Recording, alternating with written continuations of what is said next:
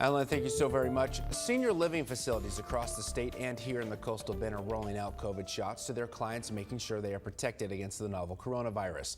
3 News reporter Marissa Cummings joins us live with how one facility is administering those life-saving doses. Marissa.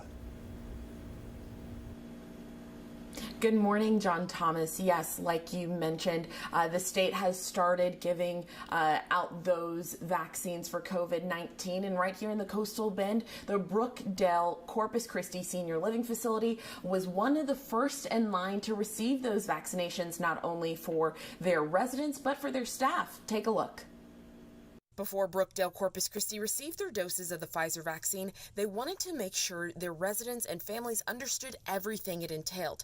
Candy Kalmus is the executive director of the facility. She says they distributed information pamphlets about the vaccine ahead of time. Reading through it with them, sending it to their family members, just making sure that everybody had a chance to really be informed and make a well-educated decision. Kalmus said all 75 residents at Brookdale Corpus Christi opted in without question. They remember polio vaccine, they remember pox, they've done this before, and they said at this point we would, we'd drink it if you'd let us. Just get it over here. So everyone's really excited. The senior living facility partnered with CVS Health to administer the vaccine to both residents and the staff on site. This particular community has 3 buildings on campus, and so they are very mobile.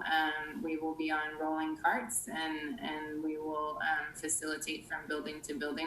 Kalmus says they will have 3 clinic dates to ensure everyone is able to get vaccinated at Brookdale Corpus Christi. The second round of those vaccinations will be held on January 19th.